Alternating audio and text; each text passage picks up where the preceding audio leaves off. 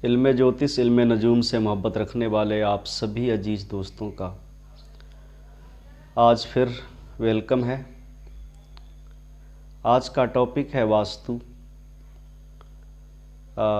वास्तु ही नहीं बल्कि ये फ्लैट वास्तु।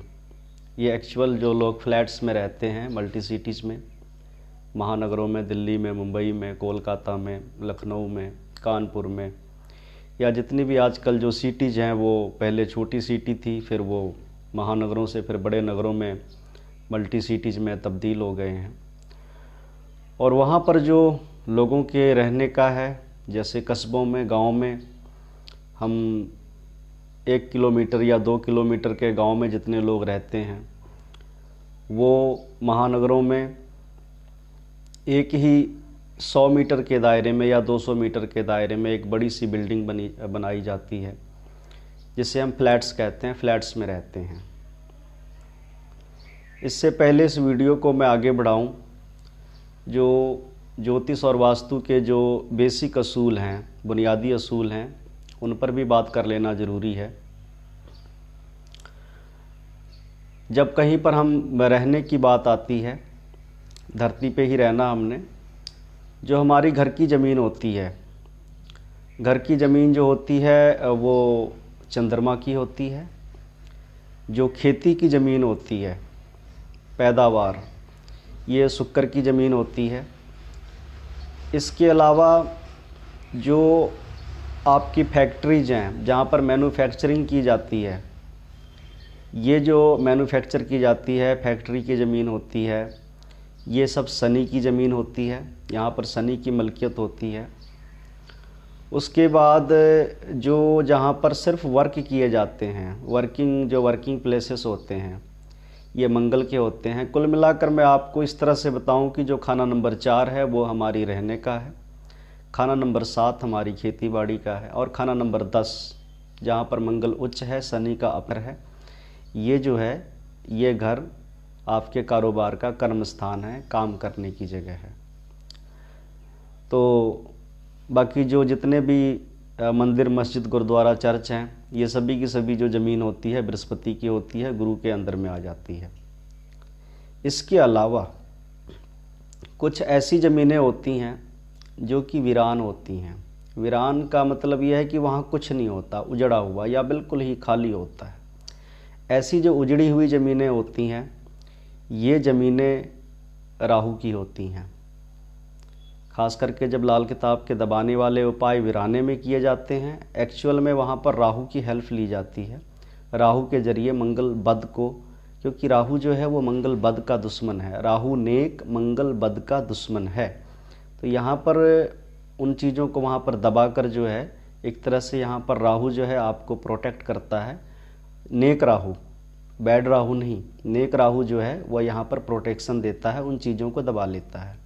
ये एक्चुअल में राहु की हेल्प होती है जो वीराने में दबाई जाती है।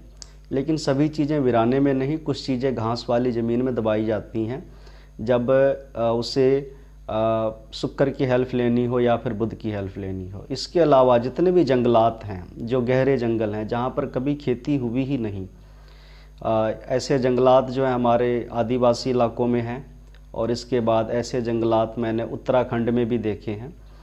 तो जो ऐसे जंगलात होते हैं, जो गहरे घने जंगल होते हैं, जहाँ पर शुरू से कभी खेती नहीं हुई या कम से कम 100 साल वहाँ पर खेती नहीं हुई और पूरे के पूरे जंगल हैं, ये जो जंगलात होते हैं ये सभी के सभी बुध के होते हैं। और जब भी कोई आदमी उन जंगलात को वहाँ पर हटाकर, बुध के जंगल को हटाकर अपने बाजू की हिम्मत से, उसको मंगल की हिम्मत से आबाद करता है, तो वही ज़मीन फिर शुक्र की बन जाती है। एक्चुअल में हमारी जितनी भी धरती की ज़मीनें हैं, यहाँ पर सबके पहले गहरे जंगल थे, ये सारे जंगलात ही थे। और इन जंगलात को जैसे जैसे हमने शुरू से तरक्की करने के बाद फिर हमें खाने की ज़रूरत पड़ी। पहले जंगलों के फल फूल पर हम डिपेंड थे, फिर हमने धीरे धीरे जो है खेती का किया और जंगलों को हटाकर वहाँ पर खेती बाड़ी की गई। हालांकि जो खेती बाड़ी की जाती है वहाँ पर भी हरा भरा ही माहौल होता है, उससे भी कुदरत को हेल्प मिलती है। लेकिन जो वीराना होता है, जहाँ पर कुछ नहीं होता, बिल्कुल बेआबाद, वीराना, ये जो जगह होती है सारी राहु की हो जाती है। तो इस तरह से आपने देखा कि ज़मीन जो है एक ही होती है, वो ज़मीन जो है चंद्रमा की है, रिहायशी है, शुक्र की खेती बाड़ी है, बुध के जंगलात हैं, शनि की फैक्ट्रियां हैं, मंगल के वर्क प्लेसेस हैं और राहु के वीराने हैं, बृहस्पति का जो है यहाँ पर ये धर्म स्थान जो है, ये सब चीज़ें आ जाती हैं।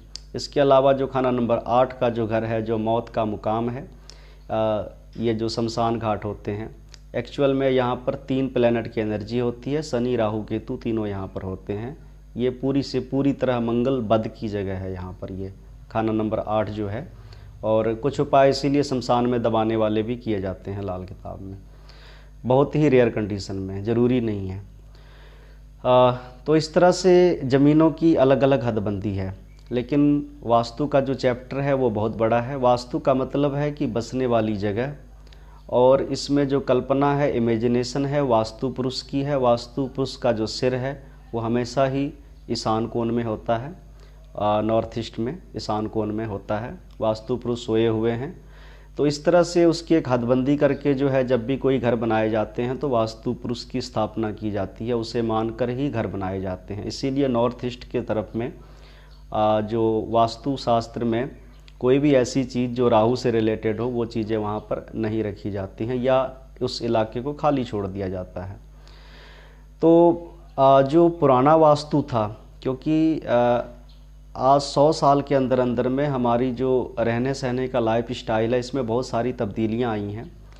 सबसे बड़ी तब्दीली ये आई है कि लोग पूछते हैं कि फ्लैट का बात में शुरू करने से पहले कुछ 2 मिनट के लिए कि घर में टॉयलेट कहाँ बनाएं। तो जो का कॉन्सेप्ट है ये पहले था ही नहीं। पहले क्योंकि हम सभी के सभी लोटा लेकर हम खेतों में जाते थे या वीरान जगहों में जो है घर से बाहर जाते थे। सिर्फ जो बड़े राजे महाराजे होते थे उनके घरों में ही टॉयलेट होते थे, आम लोगों के घरों में टॉयलेट नहीं होते थे। सब लोग जो है बाहर मैदान जाते थे। तो उस समय में हमारे घर में टॉयलेट्स नहीं थी। और आज के ज़माने में अगर हम कहें कि टॉयलेट कहाँ बनाएं घर में, तो वास्तु के अनुसार इसका कोई मतलब ही नहीं बनता। जो चीज़ हमारे शास्त्र में नहीं है उसे हम कहें कि कहाँ बनाएं, तो इसका कोई मतलब ही नहीं रहता कि उसे घर में कहाँ बनाना चाहिए। लेकिन आज हमारी मजबूरी है कि सबके घरों में टॉयलेट हैं, बिना टॉयलेट के हम रह नहीं सकते किसी भी घर में। टॉयलेट बहुत ही कंपलसरी है। इसके बाद जो दूसरी चीज़ है, आज से 100 साल पहले हमारे घरों में बिजली नहीं थी, करंट नहीं थी। टॉयलेट भी राहु का है, पॉइंट नोट करना है। और दूसरी चीज़ है जो करंट है, बिजली है। आज सभी के घरों में बिना बिजली के हम नहीं रह सकते। आज हमारे पास जितने गैजेट्स हैं, जिस मोबाइल पे आप मुझे देख रहे हैं, ये मोबाइल भी बिजली से ही चार्ज हुआ है, और आप जिस मोबाइल पे देख रहे हैं वो भी बिजली से चार्ज हुआ है, करंट से चार्ज हुआ है। तो आज हमारे घरों में 2 चीज़ें ऐसी हैं जो चीज़ें पहले नहीं थी, एक तो टॉयलेट और एक हमारे घरों में बिजली है। और बिजली भी पूरी तरह से अंडर वायरिंग होती है, यानी कि जो आज के हालात हैं, जो पुराने जितने भी जो वास्तु शास्त्र के ग्रंथ थे, सबसे पुराना जैसे कि मयमतम है, तो उसमें भी कहीं आपको टॉयलेट या जो बिजली है इसके आपको कॉन्सेप्ट कहीं भी नहीं मिलेंगे। इस तरह से हमारे आज के दौर में 2 चीज़ें हमारे से नहीं जुड़ी हैं, दोनों का कोई हमारे शास्त्रों में जिक्र नहीं है। तो ये सोचने का विषय बन जाता है। तो यहाँ पर और आगे अगर हम बात करें फ्लैट्स के, जो मेन टॉपिक पर मैं आता हूँ, जो फ्लैट्स होती हैं, फ्लैट्स में मैंने बताया कि पूरी की पूरी भीड़, एक गांव जितना 1 किलोमीटर या 500 मीटर में रहता है, छोटा सा गांव भी हो तो 50 लोग कम से कम एक गांव में होते हैं। लेकिन एक जो फ्लैट्स होते हैं, जो बड़ी बड़ी बिल्डिंगों में फ्लैट्स जिसमें 50 घर, किसी में 80 घर, किसी में 20 घर, कम से कम 20 से तो कम नहीं होते हैं, 20, 30, 50, 40, 100 तक की गिनती में यहाँ पर घर बनाए जाते हैं। तो पूरा का पूरा एक जो है छोटा सा गांव ही उस घर में रहता है। और ये जो घर होते हैं, इनकी डेफिनेशन कुछ इस तरह से है कि सबसे नीचे जो ग्राउंड फ्लोर होता है वो कार की पार्किंग होती है, उसके ऊपर जो हैं फिर फ्लैट्स के फ्लैट्स बनाए जाते हैं। तो यहाँ पर सबसे बड़ा मुद्दा ये है कि जो लोग फ्लैट्स में रहते हैं इनके पास ज़मीन नहीं होती है। यहाँ पर जो चीज़ जो है फ्लैट्स ऊपर नीचे बेचे जाते हैं। और एक्चुअल हम कहते हैं कि हमने जब भी कोई फ्लैट्स ख़रीदते हैं तो हमने कहते हैं कि हमने कोई घर ख़रीदा है। लेकिन एक्चुअल में हम क्या होता है कि हमने ग्राउंड फ्लोर की छत खरीदी है, आपने मेरी छत खरीद ली, मेरे ऊपर किसी और ने छत खरीद ली। इस तरह से हम एक दूसरे की छत खरीदते रहते हैं। यानी कि जो पहले जिसे जो है अर्श होने का गुमान था, कहते हैं ना छत को बहुत ही गुमान था अपने छत के होने पर, उसके ऊपर एक और छत बनी तो वो फर्श हो गया। यानी कि जिस तरह से किसी की जो है वो छत होती है, किसी का अर्श होता है, वो हमारे लिए फर्श होता है। तो यहाँ पर जो हम छत खरीदते हैं, छत जो होती है, किसी भी चीज़ की जो छत होती है, छत हमेशा ही राहु की होती है। तो जो लोग फ्लैट्स में रहते हैं, फ्लैट्स जो है एक्चुअल में फ्लैट्स का जो घर है, ना तो वो कोई वर्किंग प्लेस है, ना तो वो कोई फैक्ट्री है, और वहाँ पर ना तो किसी ने अपना प्लाट लेके घर बनाया है। यानी कि वहाँ पे चंद्रमा बिल्कुल कायम नहीं होता। ऐसे जो घर होते हैं हवाई में होते हैं, आप हवा में ही घर खरीदते हैं। और ये जो घर हैं आप छत खरीदते हैं, और छत जो होती है वो राहु की गिनती में आती है। तो जिसका मतलब ये है कि आप जो घर खरीद रहे हैं वो वहाँ पर एक तरह से आप राहु को ही खरीद रहे हैं। यूँ कहें कि एक तरह का हवा महल है, उस हवा महल में आप अपना भी आशियाना बनाकर बैठे हुए हैं। तो जो फ्लैट्स हैं ये टोटली राहु के हैं, और जहाँ जहाँ पर राहु होता है यहाँ पर किसी भी तरह का कोई भी वास्तु का नियम लागू नहीं होता। इस बात को आप लिख लें और नोट कर लें। अब आपके मन में एक सवाल खड़ा होगा कि नजूमी जी, आपने एक बहुत ही अजीब सी बात की है कि अगर हम फ्लैट्स में रहते हैं तो फ्लैट्स में कोई किसी प्रकार के वास्तु के नियम लागू नहीं होते। एक्चुअल में यह सच्चाई है, यह रियलिटी है। आपका रसोई कहाँ पर है, टॉयलेट कहाँ पर है, दरवाज़ा कहाँ पे है, खिड़की कहाँ पे है, ये जब आप अपना ज़मीन लेकर, प्लॉट लेकर चंद्र का घर बनाते हैं, चंद्र की ज़मीन लेकर, उसी समय ये आप पर लागू होते हैं। लेकिन जब आप छत खरीदते जाते हैं, क्योंकि आपके पास चंद्र की ज़मीन नहीं है, तो यहाँ पर वास्तु का पुरुष का भूमि शयन भी नहीं होता, और ये पूरी तरह से यहाँ पे वास्तु के नियम लागू नहीं होते। इसके अलावा भी यहाँ पर वास्तु पुरुष के नियम लागू नहीं होने के बावजूद भी यहाँ पर भी वास्तु के नियम काम करते हैं। उसके बारे में हम आगे हम इसके बारे में बात करेंगे। एक्चुअल क्या है कि वास्तु जो है वो सिर्फ आपके ज़मीन की लंबाई चौड़ाई या उस पर डिपेंड नहीं करता। एक्चुअल में यहाँ पर जो बात है कि वास्तु में बहुत सारी चीज़ें आती हैं। वास्तु में आपके कलर्स आते हैं, रंग आते हैं, आप जो चीज़ें घर में लेके आते हो वो भी वास्तु में आते हैं। हर चीज़ का जो रंग है, वो वस्तु का आकार है, उस वस्तु की जो कैफियत है, उसके हिसाब से भी आप पर वास्तु असर करता है। फ़र्ज करें आपके राहु जो है वो दूसरे घर में है, तो आपका जो दूसरा घर है वो अमूमन ही जो है नॉर्थ ईस्ट में जो है, अगर वहाँ पर टॉयलेट नहीं भी है तो वहाँ पर अक्सर जो है या तो वो जगह बिल्कुल खाली पड़ी रहेगी, या वहाँ पर राहु की चीज़ें जो है ड्राई फूल हो गए, सूखे फूल हो गए, या फिर राहु के जो ब्लू कलर्स हैं, या झाड़ू आपका वहीं रहेगा, या फिर आपका वहाँ पे कूड़ेदान होगा। कुछ ना कुछ ऐसी चीज़ें वहाँ पर आपको राहु जो है वहाँ पे जब भी एक्टिव हो तो वहाँ पर वो आ ही जाएगा। तो जब भी हम फ्लैट्स में रहते हैं, हालांकि वहाँ पर चाहे वास्तु के अनुरूप चीज़ें ना हों, लेकिन जो हमारी कुंडली में ग्रह होंगे, जैसे होंगे, वो वहाँ पर वैसे लागू होते हैं। वास्तु से पहले आता है हम अपने आप।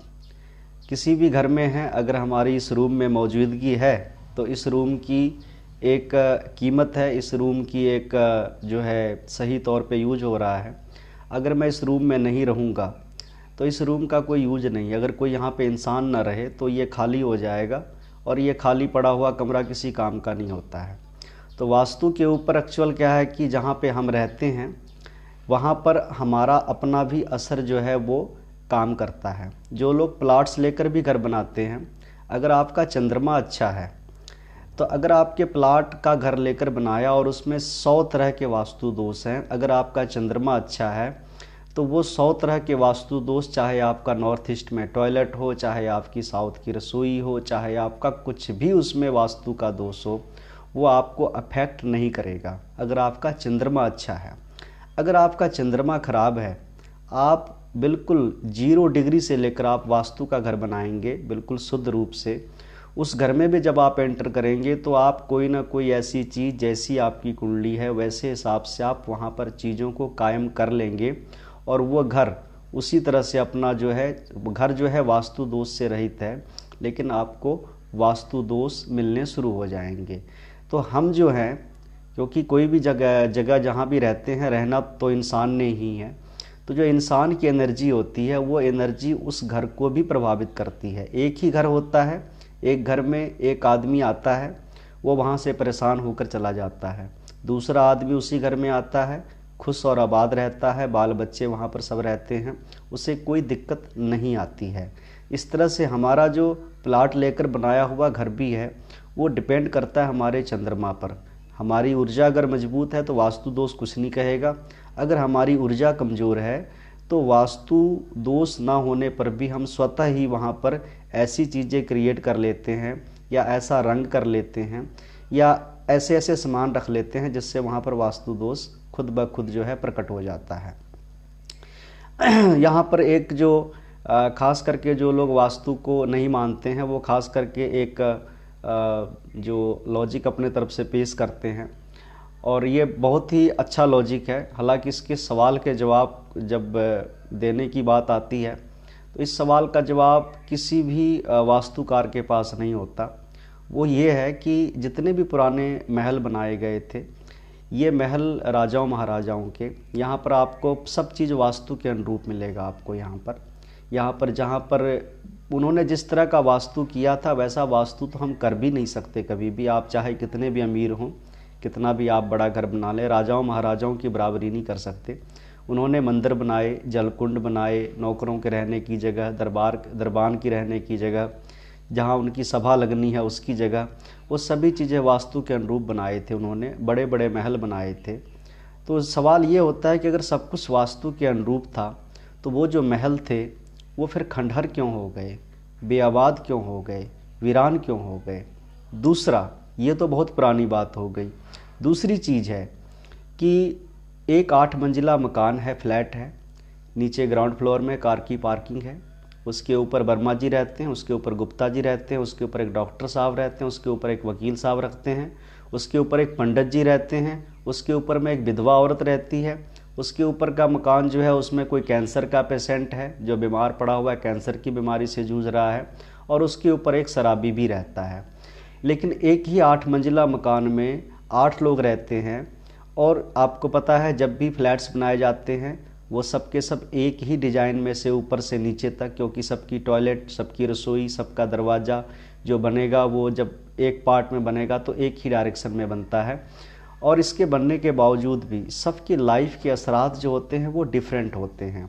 आप देख सकते हैं एक पंडित जी हैं जो पूजा पाठ करते हैं, दूसरा एक शराबी है जो शराब की बोतल लेके दिन भर पड़ा रहता है, नीचे एक डॉक्टर भी है, एक वकील भी है, और नीचे बाकी अलग अलग काम करने वाले लोग रहते हैं। एक ही बिल्डिंग में सबके बिजनेस अलग अलग होते हैं।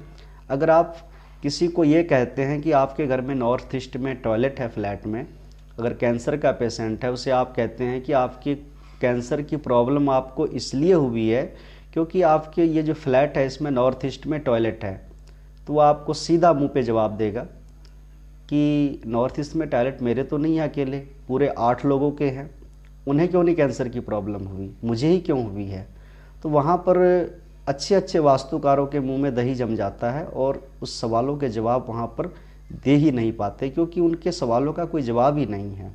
एक्चुअल क्या है कि वहाँ पर जितने भी लोग रह रहे हैं सबकी अपनी अपनी ऊर्जा है। उसी घर में एक आदमी को कैंसर हुआ है, दूसरा उस घर में आएगा तो वो अच्छा भला रहेगा, उससे कोई प्रॉब्लम नहीं होगी, क्योंकि एनर्जी सबकी अपनी अपनी है, कर्म सबके अपने अपने हैं। लोग हमेशा दूसरों की गलती निकालते हैं। कोई भी आदमी अपने दही को खट्टा नहीं कहता, कोई ये नहीं कहता कि मेरे कर्म खराब थे। हर इंसान कहता है कि मैं तो बहुत पूजा पाठ करने वाला हूँ, मैं तो बहुत धार्मिक हूँ, मैं तो सबका भला करता हूँ, लोग मेरा बुरा करते हैं। कोई भी आदमी अपने कर्मों को मानने को तैयार नहीं होता है। इस पर मुझे एक छोटी सी कहानी याद आ गई। एक चंदू था और उसे अपनी पड़ोस की लड़की उसका नाम चंपाबाई था, चंपावती। तो चंदू को जो है चंपावती से मोहब्बत हो गई और मोहब्बत हुई तो शादी हो गई। शादी होने के बाद फिर उसको छोड़कर बड़ा घर लिया, कहीं दूसरे जगह चले गए, रहने लग गए। शादी होने के बाद बच्चे भी हुए, तो एक लड़का हुआ उनके घर में, उसका नाम था नंदू। नंदू जो था उसको बहुत ही प्रेम से उन्होंने पाला, चंदू ने और चंपावती ने। बच्चा जो था बहुत ही प्यार के कारण बिगड़ गया। जब बच्चे को आप बहुत ज़्यादा प्यार देते हैं तो बच्चा बिगड़ जाता है। बच्चा बिगड़ गया, जैसे जैसे बड़ा हुआ उसके रोज़ ही, कर्म तो कुछ करता नहीं था, कांड रोज़ करके कुछ ना कुछ ज़रूर आ जाता था। कहीं पे लड़ाई झगड़ा कर लिया, पेपर में चीटिंगबाजी कर ली, तो उसकी शिकायतें आया करती थी। तो जो पिताजी थे, जो चंदू थे, चंदू को तो मन से गुस्सा आता था, लेकिन जो उसकी माँ थी चंपावती, क्योंकि माँ जो होती है वो बच्चों के प्रति थोड़ा, मतलब कुछ माएँ होती हैं बहुत ही ज़्यादा बच्चों को छूट दे देती हैं। तो जब भी कुछ होता था तो जो उसकी माँ थी वो हमेशा बच्चे का ही पक्ष लेती थी कि मेरे बच्चे की कोई गलती नहीं है, बच्चा तो मेरा ऐसा है ही नहीं, बच्चा ऐसा कर ही नहीं सकता है। ऐसे करते करते समय गुजरता गया। एक दिन क्या हुआ कि नंदू ने कोई लड़की छेड़ दी। लड़की छेड़ दी तो बवाल तो होना था, और बवाल कुछ इस कदर से बढ़ा कि पंचायत बैठ गई। पंचायत में जब बैठे तो अब वहाँ पर पहले से जो है माँ बाप दोनों को बुलाया गया। तो माँ तो आके पहले बस अपना जो था वो उसने गाना शुरू कर दिया कि मेरे बेटे ने तो ऐसा कुछ किया ही नहीं, मेरा बेटा ऐसा है ही नहीं, मेरा बेटा ऐसा कर ही नहीं सकता, हो सकता है लड़की को कोई गलतफहमी हुई होगी। अब जो उसका बाप था वो बेचारा, चंदू बेचारा अंदर से पूरा गुस्से में भरा पिया हुआ, वो बोले तो क्या बोले, वो बेचारा शर्म से अपना सिर जो है नीचे झुका के खड़ा है। और नंदू की एक खासियत थी कि वो कभी अपने आप में गलती नहीं ढूंढता था, वो हमेशा दूसरे की गलती बताता था। तो वो जब सरपंच ने उससे पूछा कि नंदू ये जो तुमने काम किया है ये तेरी गलती है, तो नंदू उसी टाइम बोल पड़ा। अब वो किसी तो जिम्मेदारी इस पे सौंपनी थी, तो उसने कहा कि देखो सरपंच साहब, मेरी कोई गलती नहीं है, गलती मेरे बाप की है। अब सारे लोग हैरान हो गए कि नंदू, लड़की तूने छेड़ी है और गलती तेरे बाप की, ये तो बड़ा तेरा गजब सा लॉजिक है। तो नंदू ने फिर उसका एक्सप्लेनेशन किया, कहने लगा बात ऐसा है कि गलती इसमें मेरी कोई नहीं है, गलती मेरी सारे बाप की है। और अगर मेरी बात सुनो ध्यान से कि अगर ये मेरे जो पापा हैं, बाप है मेरा, जो लॉजिक दिया वो बहुत हंसने वाला है कि अगर ये शादी ना करता तो मैं पैदा ना होता, मैं पैदा ना होता तो मैं बड़ा ना होता, मैं बड़ा ना होता तो फिर मैं बाहर ना जाता, बाहर ना जाता तो मैं लड़कियां ना छेड़ता। तो इस तरह का जो उसने एक लॉजिक सरपंच के आगे रखा, तो पूरी पंचायत उसकी जो है सुनकर हैरान। और चंदू जो बेचारा था उसे अपनी मोहब्बत पर भी रोना आया और अपनी मोहब्बत के अंजाम पे भी रोना आया, उससे रहा नहीं गया। उसने माँ बेटे की तरफ बहुत गुस्से से देखा और चंदू ने अपनी जो है 9 नंबर का जूता उतारा और नंदू के सिर पे जो है 3-4 जो है जूते लगाए और बोला कि सारी गलती मेरी है, उसकी तो तू बात नहीं करता, जो खिड़की से जो है अखियों के झरोकों से देखा, जो सामने बहुत दूर नज़र आए, बहुत दूर नज़र आए, जो आस्की लड़ाती थी उसके बारे में, यानी कि उसका सारा गुस्सा माँ पे भी था, बेटे पर भी था कि यानी तो उसकी तो बात ही नहीं करता, बात सारी गलती मेरी निकाल रहा है। तो इस तरह से जो गलती होती है वो हमेशा हम दूसरों में देखते हैं, कुछ गलतियाँ हमारी भी होती हैं। हम जहाँ भी रहते हैं हमारी अपनी एनर्जी है, हमारे अपने ग्रह सितारे नक्षत्र हैं, उसके हिसाब से एक ही घर जो है वो अलग अलग असरात देते हैं। 8 मंजिले के घर में आपने देखा कि 8 लोग अलग अलग तरह के रहते हैं। कोई पैसे से माला माल है, कोई पैसे से कंगाल है, कोई बीमारी से परेशान है, किसी का पति मर गया है, उसी घर में पंडित जी रह रहे हैं, पूजा पाठ कर रहे हैं, उसी घर में डॉक्टर है, लोगों का इलाज कर रहा है, उसी घर में वकील है जो लोगों को कोर्ट में जाके खड़ा करता है। इस तरह से हमारी जो, हम जहाँ पे रहते हैं हमारी अपनी एनर्जी भी उस घर को प्रभावित करती है, सिर्फ उस घर की एनर्जी हमें प्रभावित नहीं करती, ये अटल सच्चाई है।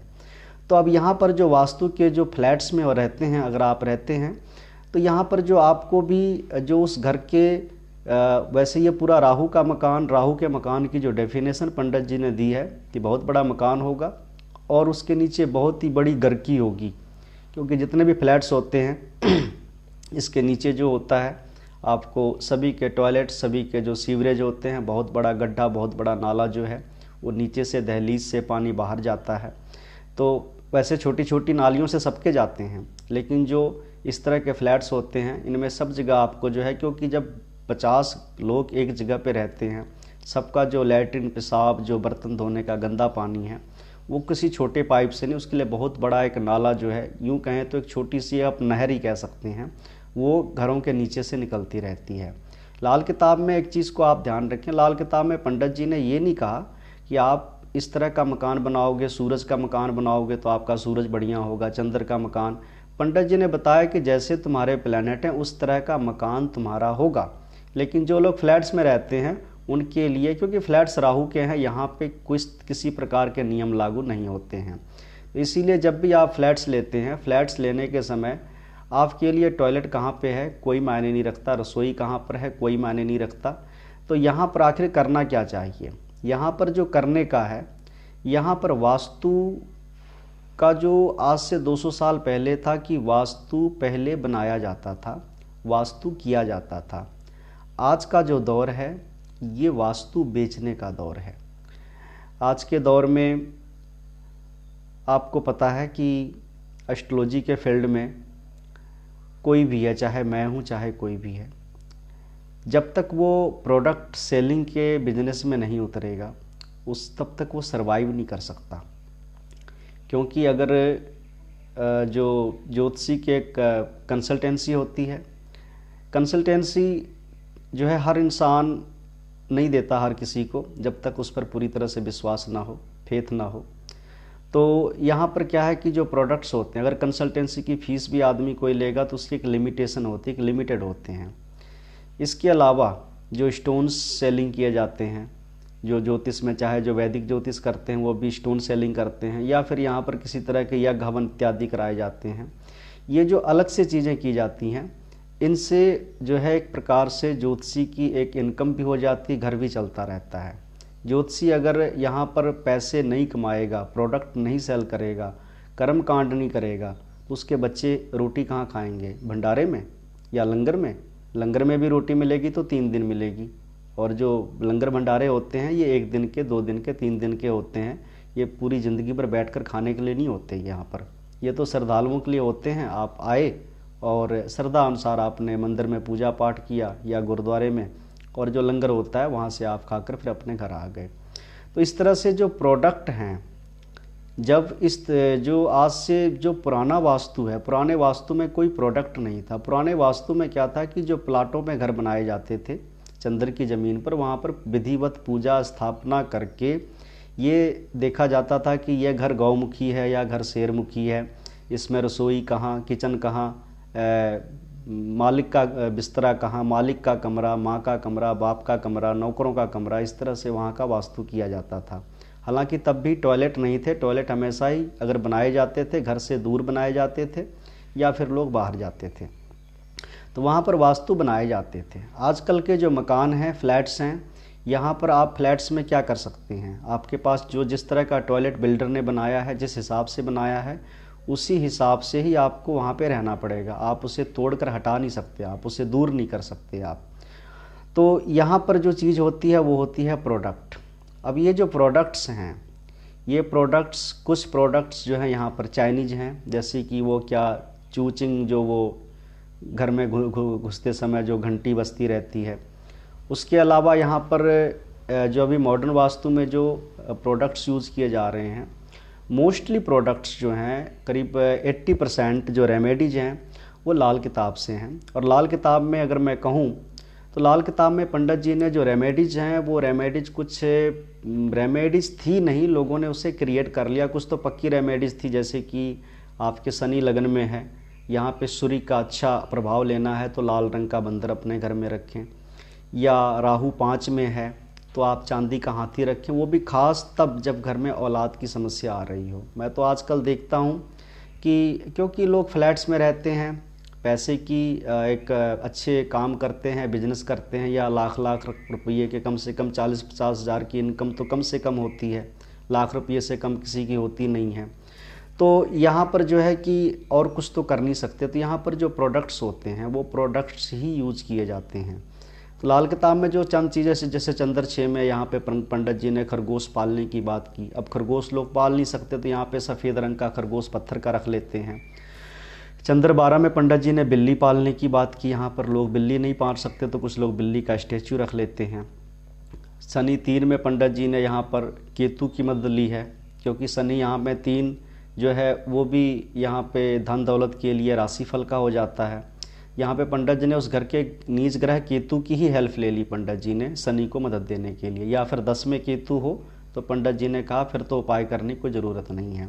तो कुछ चीज़ें जो है ऐसे घर में रखवाई जाती हैं। लेकिन कुछ चीज़ें जैसे कि मैंने अभी चांदी का हाथी बोला, चांदी का हाथी जो है सिर्फ वो औलाद की किल्लत के समय, दिक्कत के समय पंडित जी ने कहा है। इसका मतलब ये नहीं है कि आप चांदी का हाथी रख लेंगे तो आपको कोई अलादीन का चिराग मिल गया है, या फिर आपके घर में कुबेर जी का वास हो गया, या फिर आप माला माल हो जाओगे। तो ये जो चीज़ें उपाय हैं, लोग एक सिर्फ राहु 5 का उपाय, चंद्र जो है राहु को ठंडा कर देता है। अगर चंद्र 5 में हो तो फिर राहु के उपाय की ज़रूरत नहीं रहती। चंद्र 5 में हो तो राहु को कंट्रोल करता है, चंद्र 11 में हो तो केतु को कंट्रोल कर लेता है, चंद्र 9 में हो तो यहाँ पर वो बृहस्पति के बुरे प्रभाव नहीं होने देता। अगर चंद्र क्या कहते हैं 2 में हो तो यहाँ पर बुध के बुरे प्रभाव नहीं, कुंडली में कहीं भी बुध मंदा हो, चंद्र 2 यहाँ पे कंट्रोल कर लेता है। इस तरह से जो प्लैनेटरी पोजीशन है, कईयों से उपाय अपने आप हो जाते हैं, कुछ उपाय करने पड़ते हैं। इसके अलावा जो पंडित जी ने जो बताया कि जो मैंने प्रोडक्ट की बात की है, 80% प्रोडक्ट लाल किताब से लिए गए हैं। और लाल किताब में पंडित जी ने ये हथेलियों पर निशान बोले थे। तो जो हथेलियों पर निशान बोले थे, जैसे कि पंडित जी ने यहाँ पर शेर की बात की है, सूरज बृहस्पति की बात। अगर सूरज बृहस्पति को उठाना है कुंडली में तो अक्सर प्रोडक्ट क्या बनाए जाते हैं कि आप अपने घर में एक सोने का शेर जो है या गोल्डन कलर का शेर रख लो। अगर आपने यहाँ पे शुक्र का रिजल्ट अच्छा लेना है तो कामधेनु गऊ रख लो। अगर आपने यहाँ पर घर परिवार की दिक्कत आ रही है, घर आगे नहीं बन रहा है, तरक्की नहीं हो रही है, तो पंडित जी ने यहाँ पर शनि 7 बुध 11 में पंडित जी ने गांव बोला है। तो क्या करते हैं कि गांव की पेंटिंग अपने घर में जो है पश्चिम की तरफ लगा लो। या फिर यहाँ पे पंडित जी ने जब सूरज बुध की बात की है, जो आदित्य योग है, उसके लिए पंडित जी ने पहाड़ बोला है। तो यहाँ पे क्या है कि लोग पहाड़ की पेंटिंग्स जो हैं उसे फिर प्रोडक्ट के रूप में बनाकर बेच देते हैं कि आपको सूर्य बुध के आपकी तरक्की होगी, आप पहाड़ रख लें। इसके अलावा और भी कई चीज़ें यहाँ पर मैं देख रहा हूँ। यहाँ पे पंडित जी ने चौसर की बात की है, जो चौपड़ होता है, जो खेल होती है। इसे पंडित जी ने शनि केतु, शनि 6 केतु 10 में लिखा है पंडित जी ने। तो लोग फिर उसको जो है रख देते हैं कि अगर आप इसको आप घर में रखोगे तो आपकी एक्टिविटी बढ़ जाएगी, आप में चालाकी बढ़ जाएगी। या फिर घोड़ा जो है उच्च चंद्रमा का है, दूसरे घर का है, अगर चंद्रमा को उच्च करना है तो यहाँ पे चांदी का घोड़ा रख लो, या फिर लकड़ी के घोड़े पर आप सफ़ेद कलर जो है वो मार के रख लो। अगर आपने सूर्य चंद्र का प्रभाव बढ़ाना है तो यहाँ पर आप जो है रथ गाड़ी, जिसमें सूर्य के रथ लगे होते हैं और गाड़ी होती है, ये ऐसा आप रख लो। अगर आपने शनि का बढ़िया प्रभाव लेना है तो आप यहाँ पर जो त्रिशूल होता है, ये शनि खाना नंबर 12 का है, ज़िंदगी अच्छी और उम्दा गुजरे, तो यहाँ पर आप त्रिशूल की स्थापना करो या त्रिशूल की पेंटिंग लगाओ, महादेव की पेंटिंग लगाओ। तो इस तरह से जो चीज़ें हैं, या फिर क्या कहते हैं, जहाँ पर पंडित जी ने शनि की बात की है, शनि 10 में जायदाद की मालिक, तो आप यहाँ पे जो है दरख्त लगा लो, बोनसाई ट्री जो होते हैं उनको रखने की बात की। बुध शनि में पंडित जी ने यहाँ पर आम के पेड़ की भी बात की है। तो लोग जिलों की बुध शनि होता है उनके घरों में अक्सर आम के पेड़ होते हैं। अगर इसका कॉम्बिनेशन मिलाना है तो यहाँ पे आम के पेड़ जो हैं घर में लगा दिए जाते हैं, या फिर बोनसाई रख दिए जाते हैं। तो ये जो प्रोडक्ट है, ये जितने भी फ्लैट्स में लोग रहते हैं, क्योंकि आजकल जो शहरों में जितना वास्तु हो रहा है, शहरों में वास्तु बनाया नहीं जाता, वास्तु ठीक नहीं किया जाता, बल्कि वास्तु यहाँ पर बेचा जाता है।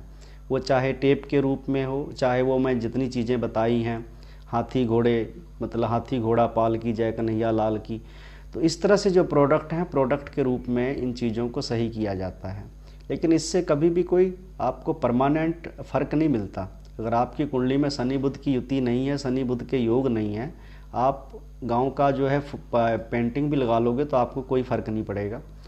तो लोग यहाँ पर जो है एक दिल को दिलासा देने के लिए, दिल को खुश करने के लिए इस तरह के प्रोडक्ट जो हैं वो यूज करते हैं और अपने, क्योंकि उम्मीद पर दुनिया कायम है, जीवे आशा मरे निराशा, इस तरह से लोग इसका प्रयोग करते हैं।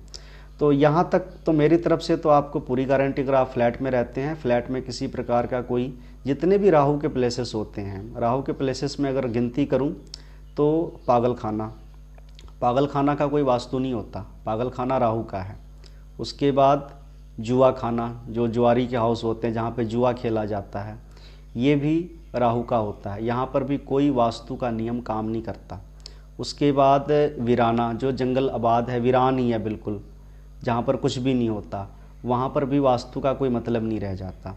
उसके बाद जो प्रोस्टिट्यूशन हाउस हैं, चकला घर है, चकले घर का आपने, वहाँ पर भी लोगों की भीड़ बहुत रहती है, बहुत कस्टमर आते हैं, लेकिन आपने कभी सुना कि किसी ने चकले घर का कोई वास्तु करवाया हो कि हमारे कस्टमर ज़्यादा आएँ? चकला घर जो है प्रोस्टिट्यूशन हाउस हैं, ये भी हालांकि हमारे इंडिया में इलीगल है, लेकिन इसके बावजूद ही बहुत सारे ओल्ड प्रोस्टिट्यूशन हाउस दिल्ली में, मुंबई, कोलकाता, कई बड़े शहरों में चलते हैं। तो यहाँ पर भी इसका भी कोई वास्तु नहीं होता।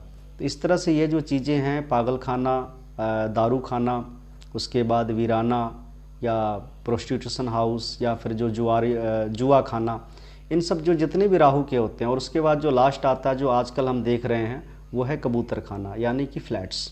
तो फ्लैट्स जो है ये पूरी तरह से राहु का मकान है। यहाँ पर कोई भी वास्तु पुरुष, ये जो 5-6 कैटेगरी आपको मैंने बताई है, यहाँ पर वास्तु पुरुष भी दूर से ही हाथ जोड़ लेते हैं कि भाई तुम मेरे से फ्री हो, तुम जहाँ रहो और जैसे रहो, हमें कोई मतलब नहीं है। और ये वास्तु पुरुष की स्थापना इसमें की भी नहीं जा सकती, क्योंकि जो ज़मीन लेकर घर बनाई जाएगी उसमें वास्तु पुरुष की स्थापना की जाएगी। जो फ्लैट्स बनाए जाएंगे वो तो आप वहाँ पर, आपके पास ज़मीन नहीं है, बल्कि आप वहाँ पे छत खरीद रहे हो, फर्श खरीद रहे हो, और उस छतों के बीच में, उस लोहे के सरियों के बीच में वास्तु पुरुष को, वो भी बेचारे परेशान हो जाएंगे कि मुझे कहाँ इन्होंने सरियों के बीच में फंसा दिया है। तो वहाँ पर वास्तु पुरुष भी आपको कुछ नहीं कहते। और ये घर जो होते हैं वास्तु के नियमों से आज़ाद होते हैं। तो फिर भी आदमी के दिमाग में ना, वो कहते हैं ना, अहम और वहम का कोई इलाज नहीं होता। जो एक का दिमाग में कीड़ा घुस जाता है, उस कीड़े को निकालने के लिए ही जितने भी प्रोडक्ट्स हैं, कहीं पे टेप है। मैं कई बार, अक्सर मैं कई घरों में मैंने विजिट किया। एक घर में मैंने विजिट किया तो वहाँ पर देखा कि रसोई में एक बहुत बड़ा शीशा लगाया हुआ है। तो मैंने पूछा, बहन ये शीशा आपने क्यों लगाया हुआ है? उन्होंने कहा कि ऐसा है कि मैं जब खाना बनाती हूँ तो मेरा जो मुंह होता है वो गलत दिशा की तरफ होता है। शीशा इसलिए लगाया है कि शीशे में मेरा मुंह पड़ता रहे, ताकि मेरा मुंह जो है सीधा हो जाए। तो मैंने कहा ठीक है, अच्छी बात है, क्योंकि शीशा जो है कभी भी किचन में अलाउ नहीं है। लेकिन फिर मैंने पूछा कि सर्वाइकल का क्या हाल है, कोई नसों की तकलीफ़? बोले कि मुझे आज 2 साल हो गए हैं, मैं सर्वाइकल से इतनी पीड़ित हूँ कि मैं सो नहीं सकती। मैं जो है दवाइयाँ खाती हूँ, दवाई खा खा के पागल हो चुकी, मेरा सर्वाइकल ठीक नहीं हो रहा है। तो इस तरह से कई चीज़ें, ऐसी चीज़ें हैं जो आप, जो जहाँ पे जैसा बन गया है। देखिए एक चीज़ कहता हूँ, अगर आपकी कुंडली में राहु अच्छा है ना, छठे का मजबूत है, या राहु आपका तीसरे का है, या राहु आपका चौथे भाव में सोया हुआ है, या राहु चंद्रमा के साथ ठंडा पड़ा हुआ है, आपके घर में टॉयलेट चाहे नॉर्थ ईस्ट में हो, चाहे नॉर्थ वेस्ट में हो, चाहे पूरब पश्चिम, चाहे किसी भी कोने में हो, आपको कोई फ़र्क नहीं पड़ने वाला। जिस दिन आपने अपनी टॉयलेट को छेड़कर वास्तु के अनुसार, मतलब ज्यों ज्यों दवा की मर्ज बढ़ता ही गया, छेड़ लेंगे जिस दिन टॉयलेट को कि नहीं, जहाँ पे राहु आपको दे दिया बैठा, ठीक है, कोई प्रॉब्लम नहीं दे रहा, जिस दिन आपने छेड़ेंगे उस दिन आपके लिए राहु जागेगा और बहुत बड़ी तबाही आपको देगा। मैंने बहुत से लोगों को आज तक देखा है, और ऐसे लोग भी देखे हैं जिन लोगों ने ऐसे चक्करों में पड़कर जो है कि यहाँ पे ऐसा सही नहीं, वैसा सही नहीं करने के चक्कर में, अच्छा करने के चक्कर में, या सीढ़ियाँ ऐसी नहीं हैं, क्योंकि एक सीढ़ी जो बुध की होती है, राहु का टॉयलेट आपके घर में जैसे बन गए, स्थापित हो गए, ठीक है, रहने दो, कोई प्रॉब्लम नहीं है, रहने दो। जैसे आप टॉयलेट को तोड़ोगे, राहु एक्टिव हो जाएगा, राहु उठ खड़ा होगा। जैसे आप सीढ़ियों को तोड़ोगे, उस समय भी आपके घर में बुध खड़ा होकर जो उठकर वो जो है पूरी तरह से घर में आपके गर्दिश फैला देगा, मातम फैला देगा। तो इनको जो है बेवजह जो छेड़ना है, अपनी जो चतर चालाकियाँ हैं इनसे हमेशा बाज रहना चाहिए। हमारी अपनी भी एनर्जी कुछ काम करती है, जैसे हम हैं, ज़रूरी नहीं कि घर ही हमें प्रभावित कर रहा है, हम भी घर को प्रभावित करते हैं। एक ही घर में जब एक जैसा माहौल नहीं रहता है, एक ही घर वीरान पड़ा है, वहाँ पे बच्चे छोटे छोटे आ गए, हंसते खेलते हैं, घर का माहौल जो है खुशनुमा हो जाता है। बीमारी आ जाए तो घर बिल्कुल हॉस्पिटल के जैसा बन जाता है। उसी घर में पति पत्नी हंसते खेलते हैं, घर स्वर्ग है। पति जो है दारू पी के आ गया, घर में लड़ाई हो गई, तो वही घर जो है वो वहाँ पर पुलिस थाने में तब्दील हो जाता है। तो हमारी जैसे कर्म होते हैं, हम अपने कर्मों को, जैसा हमारा कर्म होता है वैसा ही हमें घर भी प्रभाव देते हैं। तो आज का जो था ये फ्लैट्स पर था। फ्लैट्स पर मेरी तरफ से तो आपको पक्की पूरी गारंटी है, स्टाम्प पेपर पर लिखकर, कि आपके लिए कोई भी वास्तु का नियम नहीं है। आप जो भी चक्करों में पड़े हो, लोगों के घरों में जब मैं देखता हूँ, मैंने एक शीशे का उदाहरण दिया था, कुछ लोग एंट्री खोलने के लिए वहाँ पर कैमरे लगवा लेते हैं, ये कैमरे लगने से एंट्री खुल गई। मैं कहा हद हो गई, अगर कैमरे लगने से आपका दरवाज़ा खुल जाए तो एक अपना दरवाज़ा बंद करो, जिस तरफ कैमरा लगाया उसी तरफ कंधे में सिर मारकर बाहर निकलो। तो ये सब जो चीज़ें हैं, ये आज का जो वास्तु है वो वास्तु बनाने के लिए नहीं, वास्तु सुधारने के, क्रिएट करने के लिए नहीं है, बल्कि वास्तु के प्रोडक्ट को बेचने के लिए है। और सबसे जो ज़्यादा पैसा है, कुछ मेरे मित्र आते हैं एस्ट्रोलॉजी के सीखने के लिए कि नजूमी जी मुझे ज्योतिष सीखनी है, तो मेरा उनसे एक ही सवाल होता है कि आप ज्योतिष क्यों सीखना चाहते हो? आप कुछ अध्ययन करने के लिए या फिर आपको पैसा बनाना है? क्योंकि सीधी बात है, वो कहते हैं ना, सखी नालों सूम भला जड़ा नालों नाल देवे जवाब। सीधी बात पूछनी चाहिए। जब मुझे पता लगता है कि हाँ इसने आगे अपना बिजनेस करना है, पैसे कमाने हैं, तो मैं सीधा कहता हूँ आप 5 साल 3 साल ज्योतिष की स्टडी करोगे, ज्ञान आ जाएगा। लेकिन पैसा ज्योतिष में नहीं है, पैसा जो है वो वास्तु में है, और वास्तु उस वास्तु में जिसमें प्रोडक्ट सेलिंग होती है, जिसमें सामान बेचे जाते हैं। ज्योतिष में भी पैसा उस ज्योतिष में है जिस ज्योतिष में प्रोडक्ट्स बेचे जाते हैं, या फिर कोई ना कोई ऐसी सर्विस दी जाती है जो एक्स्ट्रा होती है। जब तक प्रोडक्ट्स नहीं बिकेंगे, पैसे नहीं आएंगे, और आप फुल जो है ज्योतिष पे सरवाइव नहीं कर पाओगे। बहुत ही कम लोग हैं जो कंसल्टेंसी पर सरवाइव कर पाते हैं, बहुत ही कम लोग हैं। अगर कल मैं भी कोई बड़ा ऑफिस खोल कर बैठ गया, क्योंकि ऑफिस खोलूँगा तो 20,000 30,000 का कम से कम उसका जो आएगा, तो ऐसे में वहाँ पर मैं भी बिना प्रोडक्ट के सरवाइव नहीं कर सकता। मैं भी वही कुछ करूँगा जिसे मैं लगभग पिछले 7-8 साल से जिसको मैं कंडेम करता आया हूँ, क्योंकि बिना प्रोडक्ट के सरवाइव नहीं कर सकते। लोग ज्योतिष के ज्ञान की कीमत नहीं समझते हैं। लोगों को तो हाथ में झुंझुना चाहिए। आप जैसे बच्चा होता है ना, बच्चा रोता है तो बच्चे को माँ पहले गले से लगाती है, सहलाती है, बच्चा चुप हो जाता है। लेकिन माँ बच्चे को कब तक उठा के घूमे, तो उसके हाथ में एक झुंझुना पकड़ा देती है कि ये ले बेटा झुंझुना, इसको बजाता रहे, और बच्चा उसको बजा के खुश रहता है। ज्योतिष की दुनिया में भी इसी तरह से होता है। जो जातक होते हैं, जातकों को कंसल्टेंसी के बाद, जातकों को मार्गदर्शन के बाद फिर भी उनके अंदर वो कॉन्फिडेंस नहीं आ पाता, उस मार्गदर्शन को अपना नहीं पाते, तो फिर उन्हें लगता है कि कहीं ना कहीं अगर हमें कुछ झुंझुना हमारे हाथ में दे दिया गया होता, या कुछ ऐसी चीज़ पकड़ा दी गई होती, कोई ताबीज़ होता, कोई रत्न होता, या जिस तरह के वास्तु की बात की है कि इधर में टेप मारो, उधर टेप मारो, यहाँ पे हाथी रखो, वहाँ पे घोड़ा रखो, वहाँ पे गधा रखो, वहाँ पे बिल्ली रखो, कुत्ता रखो। ये पंडित जी ने जानवर पालने की बात की थी, इसके पंडित जी ने स्टैचू की बात नहीं की थी। शनि लगन में भी पंडित जी ने यही बोला कि यहाँ पे बंदर की सेवा करो। एक खास कंडीशन में यहाँ पर जब ना हो तो आप लाल रंग का बंदर रख सकते हैं, एक प्रतीक के तौर पर, भावना को, मन की शांति के लिए। तो ऐसी चीज़ें जो हैं, जो प्रोडक्ट्स जो हैं, वो यहाँ पर रखवाई जाती हैं। जो शहरों में लोग रहते हैं, मैंने फिर से बात की, पैसा जो है अच्छा कमाते हैं, बिजनेस करते हैं, नौकरी करते हैं, कम से कम 50,000 तो मिनिमम है, कम से कम लाख रुपया तो होता ही है, एक मंथली इनकम होती है, जिसकी वजह से जहाँ पे पैसा है वहाँ पे प्रोडक्ट बाज़ार ऑटोमेटिक आ जाता है। आज हमारा इंडिया जो है कैपिटलिज्म की तरफ बढ़ रहा है, ओपन मार्केट हो चुका है। पहले हमारे यहाँ पे प्रोडक्ट जो थे वो चाइना से आते थे, अब प्रोडक्ट जो है वो पूरे वर्ल्ड से आएंगे, क्योंकि फ्री मार्केट है। आज वास्तु के ज्योतिष के जगत में भी जो चाइनीज़ प्रोडक्ट थे वो पुराने हो चुके हैं। उसकी जगह पे आप बिलीव नहीं करेंगे, जो खास करके मल्टी सिटीज़ हैं, यहाँ पर एस्ट्रोलॉजी के जगत में कुछ ऐसी ऐसी चीज़ें, लोग अगरबत्तियाँ जलाना इसे पुराना समझते हैं, धूप जलाने के लिए कहो तो कहते हैं ये तो ओल्ड फैशन है।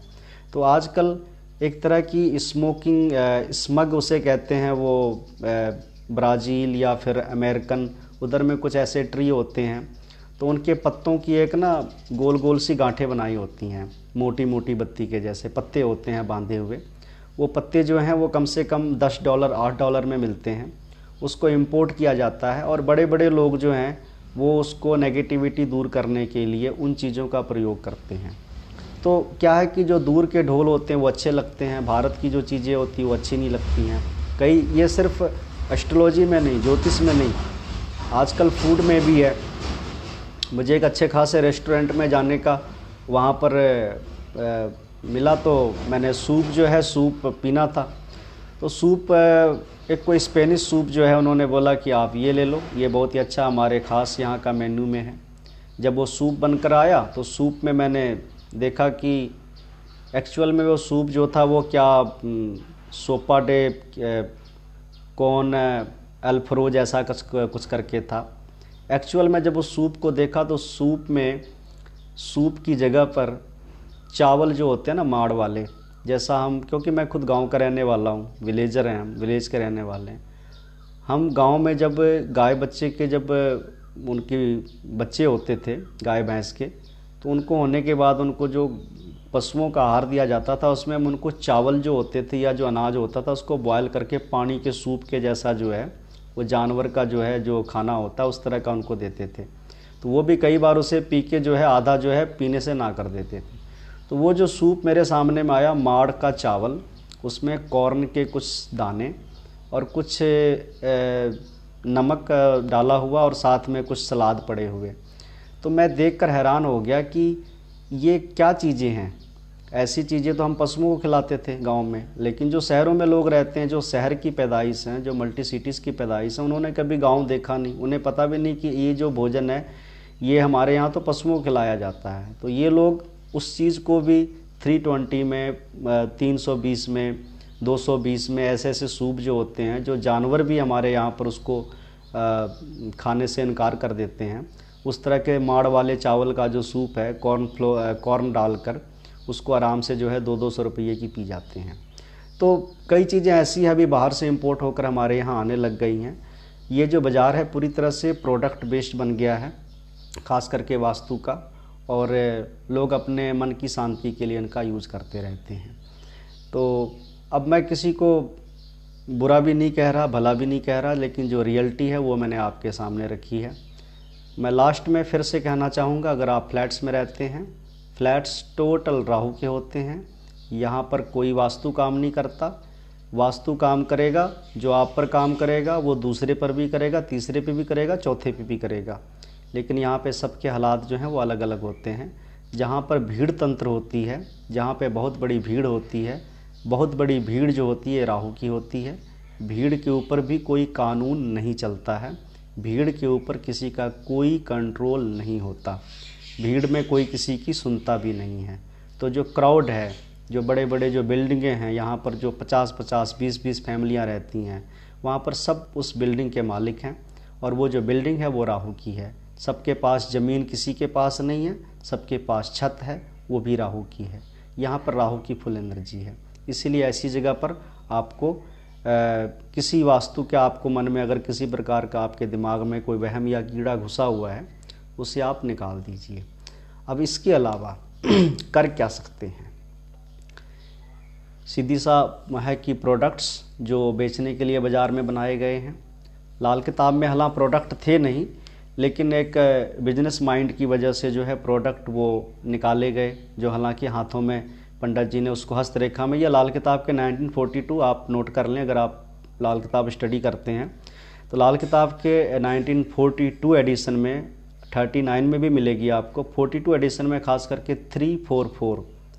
344 नंबर पेज पे आपको सिर्फ ये 2 पोज, आजकल जितना मॉडर्न वास्तु चल रहा है, जितनी घरों में टेपिंग चल रही है, जितनी घरों में ये हाथी घोड़ा पालकी गधे कुत्ते बिल्ले रखे जा रहे हैं, ये सब के सब स्टैचू जो हैं, इसकी सारी की सारी जो है, जिसको आप पढ़ने सीखने के लिए जो है एक वक्त लगा देते हैं, टाइम पास करते हैं, वो सिर्फ लाल किताब में 2 पन्नों में पंडित जी ने ये सारी की सारी 344 पर पंडित जी ने ये जो है निशान दिए गए हैं, जिसको पंडित जी ने ग्रहों से जोड़ के उसको जोड़ा है। इसके अलावा और भी आपको 39 में तो इससे भी ज़्यादा मिल जाएंगी।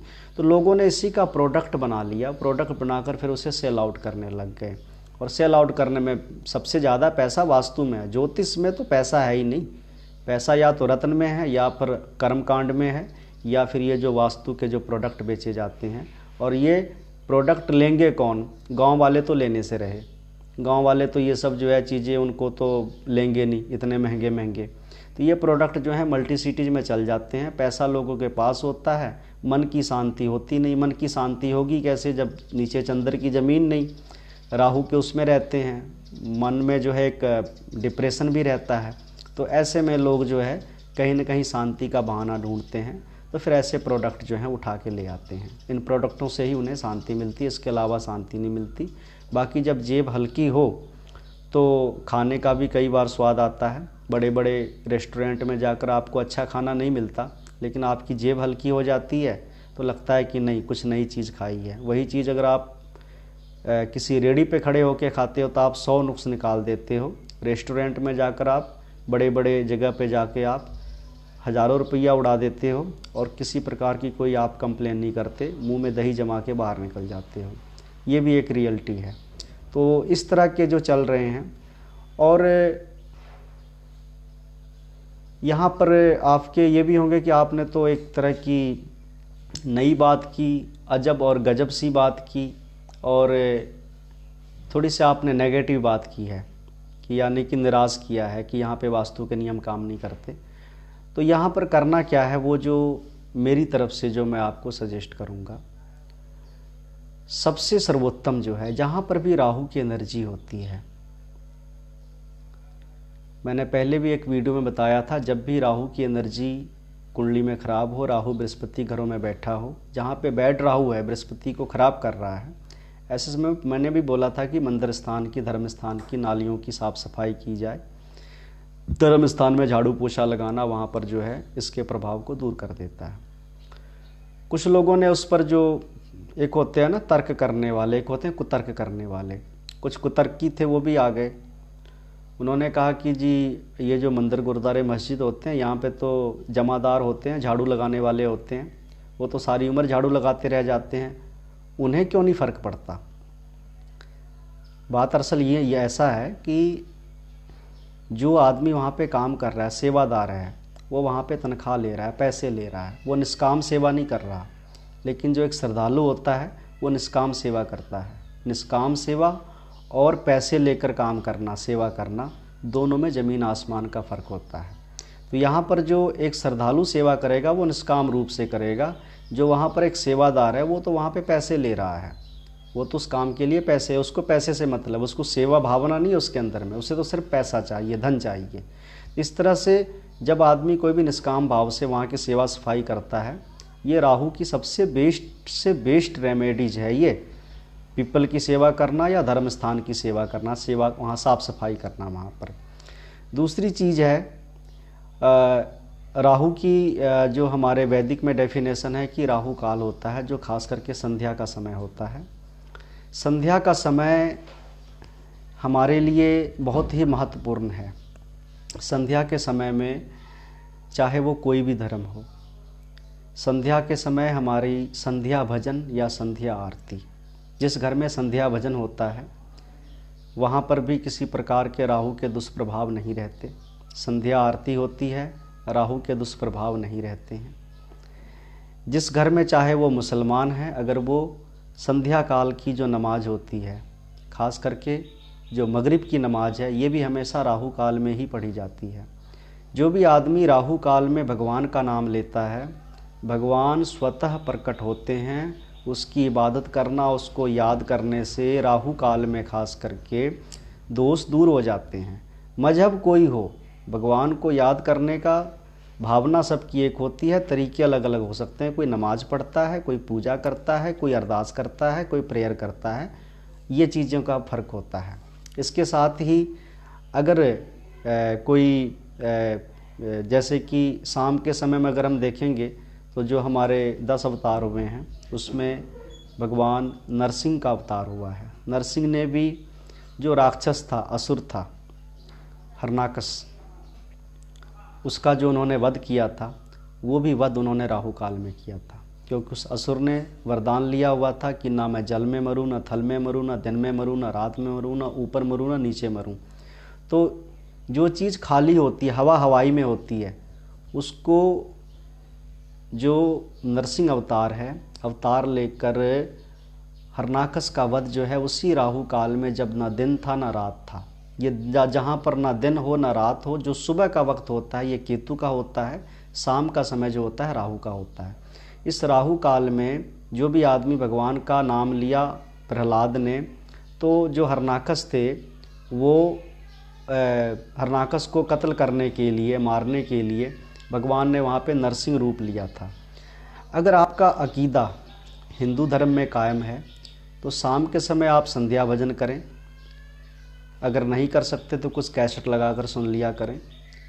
फ्लैट्स में रहते हैं, अगर फ्लैट्स की बात कर रहा हूँ मैं, वैसे सबके घरों में होना चाहिए, फ्लैट्स में रहते हैं तो ये ख़ास ताकीद है। और इसके साथ ही आप एक चीज़ कहूँगा, आप पूरे भारत में देखेंगे, भारत में चाहे कोई भी जाति का हो, एक तो सुबह जो केतु का समय होता है, दुकान खोलते हैं उस समय पानी का छींटा मारा जाता है। शाम का समय जो राहु काल होता है, राहु काल में चाहे देश का कोई भी, जितने भी दुकानदार हैं, चाहे कोई हिंदू है, मुसलमान है, सिख, ईसाई है, शाम के समय जो उड़ती हुई धूल होती है, जो राहु की नेगेटिविटी होती है शुक्र के रूप में, उसको शांत करने के लिए चंद्रमा का जो जल है वो सभी लोग अपने दुकानों के आगे छींटा मारते हैं राहु काल में। तो अगर घर में राहु की नेगेटिविटी फील होती है तो यहाँ पर आप जल लें, उसमें जैसे कि 4 चम्मच आपने जल के लिए 1 चम्मच दूध का डाल लिया, या 1 कप पानी में आपने आधा चम्मच 1 चम्मच दूध का डाल लिया। अगर दूध ना हो तो सिर्फ जल से ही कर सकते हैं। उस जल को आप अपने हाथों में लें और अपने पूरे घर में उसका थोड़ा थोड़ा छींटा मारें, घर के बाहर दरवाजे तक जाकर छींटा मार कर आएँ। हल्का हल्का, ऐसा नहीं कि पूरा आपने घर गीला कर लेना है। और उस समय आप भगवान नरसिंह जो अवतार हैं उनको याद करें, या फिर उनके जो मंत्र हैं, जो एक बीज मंत्र जो मैंने बहुत ही बेहतर पाया है, देखा है मैंने, इसके अच्छे इफ़ेक्ट देखे हैं, वो है कि ओम नृम नृम नृम नरसिंहाय नमः, ओम नृम नृम नृम नरसिंहाय नमः। ये बीज मंत्र है, इस मंत्र का भी यूज़ करके आप कर सकते हैं। या फिर आप किसी भी परमात्मा का, जिसको भी मानते हैं, आप किसी भी मजहब के अनुसार जो है आप उसका, चाहे वो कोई मंत्र हो या चाहे कोई गुरबानी हो या कोई पाठ हो, कोई आयत हो, आप उसको पढ़कर भी जो है राहु काल में इस राहु के नेगेटिविटी को दूर करने के लिए। और ये जो खास करके जब भी किसी घर में बीमारी होती है, गंभीर बीमारी होती है, जा नहीं रही होती है, ऐसे समय में ये जो मैंने अभी जो पानी और जल का, जो दूध और जल का जो मैंने छींटा देने की बात की है, ये खास करके राहु की नेगेटिविटी को पूरी तरह से घर से आउट कर देता है। यानी कि जो बैड नेगेटिविटी होती है वो यहाँ पर दूर हो जाती है। इसके अलावा अगर मैं गुरबानी में बात करूं, सिख रिलीजन के तौर पर, तो शाम के समय में जो सिखों में जो परंपरा है, वो शाम के समय रहराज साहब का पाठ किया जाता है। रहराज साहब का पाठ का भी वक्त जो है वो वही है, ना दिन है ना रात है, संध्या का समय है, राहु का काल है, राहु काल में ही रहराज साहब का पाठ किया जाता है। गुरबानी में भी नरसिंह भगवान की जो है यहाँ पर उसको हरि रूप में याद किया गया है। यहाँ पर जो मैं अक्सर जो सुनता हूँ, जो मैंने देखे भी हैं जब पाठ किए जाते हैं, तो एक यहाँ पर जो है शब्द यहाँ पर लिया जाता है कि हर जुग जुग भगत पाया, पैज रखदा आया राम राजे, हरनाकस दुष्ट हर मारया प्रहलाद त्राया, अहंकारियाँ निंद का पिठ दे, नाम दे मुखलाया, जन नानक ऐसा हर सेविया, अंत लय छड़ाया। यहाँ पर भी उसके हरनाकस रूप में जो है प्रभु को, हरि को याद किया गया है। तो ये संध्या काल में इसका भी कर सकते हैं। या फिर जितने भी मेरे, अगर इसको वीडियो को देखने वाला कोई मुसलमान भाई भी है, तो वो फिर अपने हिसाब से उस खुदा की बंदगी, या जो शाम के समय जो भी मुसलमान मगरिब की नमाज अदा करता है, उसके ऊपर में भी किसी प्रकार के राहु के नेगेटिव इफ़ेक्ट नहीं आते हैं। और ऐसे समय में अगर घर में कोई नेगेटिव इफ़ेक्ट आ भी रहा हो तो मगरिब की नमाज आप अपने घर में या मस्जिद में जाकर पढ़ें, इससे भी आपके ये दोष दूर होंगे। इसके अलावा जो सबसे मैं एक सेकुलर आदमी हूँ, मैं धर्मनिरपेक्ष हूँ, सूफ़ी हूँ, मुझे कट्टरवाद से कोई मतलब नहीं। मुझे हदीस से, मैं हदीस को नहीं मानता, लेकिन कुरान मेरे लिए उतना ही पाक है जितना मेरे लिए गीता है, जितना मेरे लिए गुरु ग्रंथ साहिब है या बाकी जो है ग्रंथ हैं। तो कुरान की जो एक आयत है जो मैं बार बार कहता हूँ वह है सूरा इखलास, कुल वल्लाहु अहद अल्लाहु समद। ये जो एक छोटी सी जो है तो ये जो सूरा इखलास है, इसको भी आप जो है पढ़ के आप पानी में दम करके आप इसको दे सकते हैं। और ये इसकी जो गवाही है ये नक्श सुलेमानी से है। इसको भी अगर आप पानी पे दम करके 11 बार उस पानी का अगर आप छींटा देते हैं तो इस पानी का छींटा देने से भी जितनी भी नेगेटिविटी होती है, राहु एक्चुअल में शैतान का जो बैड है वो शैतान का रूप है, उसकी बैड नेगेटिविटी जो है वो दूर हो जाती है। तो यहाँ पर भी अच्छे मदद मिलते हैं। तो इस तरह से आप संध्या के समय जो है राहु काल में जो चीज़ें नहीं करनी चाहिए, राहु काल में 2-3 चीज़ें आपको ज़्यादा उठती हैं। राहु काल जो होता है ये शैतान का, अगर बैड है राहु तो आपके अंदर शैतानी ताकतें जो है उठ खड़ती हैं। शाम के समय ही सभी घरों में झगड़े शुरू हो जाते हैं। शाम के समय ही घरों में जो शराब पीने वाले होते हैं, राहु काल में ही पेट में जो शराब के जो कीड़े होते हैं ना, वो जिंदाबाद मुर्दाबाद के नारे लगाने शुरू कर देते हैं। उसी समय आदमी लोग जो शराबी हैं शराब की तरफ चल पड़ते हैं, नेगेटिव चीज़ों की तरफ चल पड़ते हैं। शाम के समय जो राहु काल है, इस समय में सेक्स जो है नहीं करना चाहिए ताकि आप नापाक ना हो। शरीर की पवित्रता आप राहु काल में जितना कायम रखेंगे, राहु आपको कुछ नहीं कहेगा। और इस समय अगर संध्या काल में आप भगवान का नाम लेते हैं, आप भगवत उस परवरदिगार मालिक को, परमात्मा को याद करते हैं, चाहे किसी भी रूप में याद करते हैं, तो भी आपको यहाँ पर किसी प्रकार की दिक्कत नहीं आएगी। और जो मैंने यहाँ जल चंद्रमा की बात की है, क्योंकि शाम के समय जो दिन का जो राजा है वो चंद्रमा है और जो रात की रानी है, दिन का राजा सूरज है, रात की रानी चंद्रमा है। तो ये दोनों जो प्लैनेट हैं, शाम का समय राहु काल के बाद पूरी रात की कमांड जो है वो चंद्रमा संभाल लेता है। इसीलिए यहाँ पर पंडित जी ने जल की बात ली है। यहाँ पे राहु को शांत करने के लिए पंडित जी ने चंद्रमा का ही जो है आसरा लिया है। तो यहाँ पे जल से आप जो है राहु की नेगेटिविटी, परमात्मा का नाम लेकर उस जल में अगर दूध मिला लें चंद्रमा का तो और भी बेहतर है, उससे आपको और अच्छा रिजल्ट मिलेगा।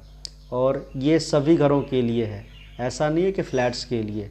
आप चाहे प्लाट में रहते हो, चाहे आप भाड़े घर में रहते हो, कहीं भी रहते हो, आपके लिए ये जो उपाय है ये बहुत ही कारगर उपाय है राहु के नेगेटिव इफेक्ट को दूर करने के लिए। वैसे हमारे घरों में जो टॉयलेट्स हैं नहीं होनी चाहिए थी, आ गई हैं। वास्तु में ये कहीं भी नहीं लिखा, चाहे वो मयमतम से लेकर चाहे कोई भी वास्तु का पुराना क्लासिकल ग्रंथ हो, किसी में ये नहीं लिखा कि घर में टॉयलेट कहाँ होना चाहिए और बिजली के मीटर कहाँ होने चाहिए, बिजली की तारें कहाँ होनी चाहिए। ये दोनों चीज़ें जो है हमारी 100 साल के बीच में आई हैं, बाद में आई हैं। 100 साल पहले ये हमारे पास चीज़ें नहीं थी। इस चीज़ का भी आपको ख्याल रखना चाहिए। तो घर में टॉयलेट कहाँ है, फ्लैट्स में कोई मायने नहीं रखता। आपका बिजली का मीटर कहाँ है, कोई मायने नहीं रखता। घर राहु का है, राहु पर किसी तरह के वास्तु के नियम नहीं चलते हैं। आप पूरी तरह से आज़ाद हैं। आप पर इसके अलावा अगर आपके मन में कोई वहम पड़ा हुआ है तो वहम का इलाज जो होता है वो कहीं भी नहीं होता है। जैसी आपकी एनर्जी होगी, इसके अलावा भी अगर प्लाट का भी घर लेकर बनाया हुआ है तो आपकी एनर्जी जो है घर को प्रभावित करती है। अगर आपका राहु खराब है तो घर में राहु की बैड एनर्जी आ ही जाएगी। अगर सूरज खराब है तो सूरज खराब की चीज़ें आ ही जाएंगी। जैसे हमारे ग्रह सितारे घूमते हैं उस हिसाब से हमें ज़िंदगी में दुख सुख भी हमें मिलते रहते हैं। आप चाहे 0 डिग्री नॉर्थ से लेकर आप पूरे घर का जो है वास्तु के अनुसार घर बना लें, इसकी कोई गारंटी नहीं कि उस घर में कभी कोई बच्चा फेल नहीं होगा, कोई औरत बीमार नहीं होगी, कोई पुरुष बीमार नहीं होगा, कभी किसी की मौत नहीं होगी या सुख दुख नहीं आएंगे। सुख दुख जो हैं वो तो आपको तब भी मिलेंगे चाहे आप 0 डिग्री नॉर्थ से लेकर पूरा वास्तु घर का सही कर लो।